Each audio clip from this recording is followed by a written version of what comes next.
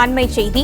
Chennai Broadway பேருந்து நிலையம் அருகே கட்டிடம் இடிந்து விழுந்து விபத்துக்குள்ளாகி இருக்கிறது. இதை பற்றின மேலும் விவரங்களை எமது செய்தியாளர் வினீத் சரவணன் வழங்க கேட்கலாம். வினீத் சரவணன், வணக்கம். விவரங்கள் என்ன பகிரலாம்? சென்னை பாரிமுனையில் இருக்கக்கூடிய பேருந்து நிலையத்திற்கு எதிரே இருக்கக்கூடிய சென்னை மருத்துவக் கல்லூரியின் முதுகலை மாணவர்கள் விடுதி, அதாவது கடந்த 2 ஆண்டுகளுக்கு மேலாக இந்த மாணவர் விடுதி செயல்படவில்லை. 60 ஆண்டுகளாக பழமை வாய்ந்த இந்த கட்டிடம் தற்பொழுது இடிந்து சேதமடைந்திருக்கிறது.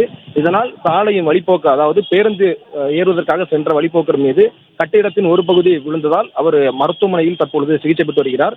ஒட்டுமொத்தமாக 342 அறைகள் கொண்ட இந்த விடுதியில் 430 பேர் தங்கும் வகையில் இடவசதி இருக்கிறது. கடந்த 2 ஆண்டுகளுக்கு மேலாக இது 60 ஆண்டுகள் பழமையான கட்டிடம் என்பதால் இந்த கட்டிடத்தை முழுமையாகவே வேறு பயன்பாட்டுக்கு மாற்ற அரசு துறை சார்பில் ஏற்கனவே அரசாணை வெளிப்பட்டிருந்து மாணவர்கள் விடுதி தற்காலிகமாக செயல்படாமல் இருந்தது. இதற்கு முன்பாக புதுமையான கட்டிடம் கட்டப்பட்ட பின்னர் இங்கே இருக்கக்கூடிய மாணவர்கள் அனைவருமே அந்த கட்டிடத்துக்கு மாற்றப்பட்டிருந்தனர். இந்த மாணவர் விடுதி செயல்படாமல் இருந்த நிலையில் தற்பொழுது இதை புனரமைக்கக்கூடிய பணிகள், அதாவது கட்டிடத்தை முழுமையாக இடித்த பின்னர் வேறு பயன்பாட்டுக்கு மாற்ற அரசாணை வெளியிடப்பட்டிருந்தது. அதன் அடிப்படையில் இந்த கட்டிடத்தின் ஒரு பகுதியை இடிப்பதற்கான பணிகள் நடைபெற்றிருந்தது. எதிர்பாராத விதமாக கட்டிடத்தின் ஒரு பகுதி இடிந்து விழுந்ததால் அந்த வழியாக சாலையில் சென்று கொண்டிருந்த பிராட்வே பேருந்து நிலையத்தில் பேருந்துக்காக காத்திருந்த பயணி மீது இந்த கட்டிடத்தின் ஒரு பகுதி இடிந்து விழுந்திருக்கிறது. அதனால் அவர் சிறிது காயமுற்று தற்பொழுது மருத்துவமனையில் சிகிச்சை பெற்று வருகிறார்.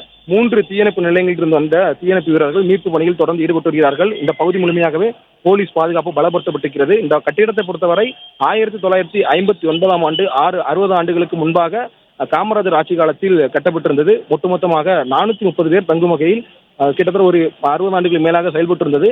2 ஆண்டுகள் முன்பாக கட்டிடம் முழுமையாகவே சேதமடைந்ததால் மாணவர்களுடைய செயல்பாட்டுக்கு இல்லாமல் கட்டிடத்தை முழுமையாக இடித்து புதிய கட்டிடம் கட்ட வேண்டும் என மாணவர்கள் தரப்பிலே கோரிக்கை வைத்திருந்தார்கள். ஆனால் இதற்கு பதிலாக வேறு இடத்தில் கட்டிடம் கட்டப்பட்டு மாணவர்கள் முழுமையாக அங்கு தற்பொழுது தங்கி வருகிறார்கள். இந்த நிலையில் தான் இந்த கட்டிடத்தை முழுமையாக இடித்து தமிழ்நாடு அரசு வெளியிட்டிருந்தார்கள். ஒட்டுமொத்தமாக 4.2 ஏக்கர் கொண்ட இந்த இடத்துல நீதித்துறைக்கு ஒருங்கிணைந்த கட்டிடம் கட்ட உத்தரவிடப்பட்டிருந்தது. அதற்கான பணிகள் ஒருபுறம் நடந்து வரக்கூடிய நிலையில் தற்பொழுது இந்த கட்டிடத்தின் ஒரு பகுதி சேதமடைந்திருக்கிறது.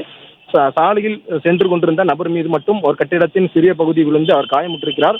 ராஜீவ்காந்தி மருத்துவமனையில் தற்போது அவருக்கு சிகிச்சை வழங்கப்பட்டிருக்கிறது. வேறு எந்த நபருக்கும் காயம் ஏற்படவில்லை. தொடர்ந்து இங்கே கூடிய தீயணைப்பு வீரர்கள் பாதுகாப்பு பணியில் ஈடுபட்டு அவற்றை அந்த கட்டிட இடர்பாடுகளை அப்புறப்படுத்த பணியில் ஈடுபட்டு வருகிறார்கள். விவரங்களை வழங்கியமைக்கு நன்றி வினீத் சரவணன்.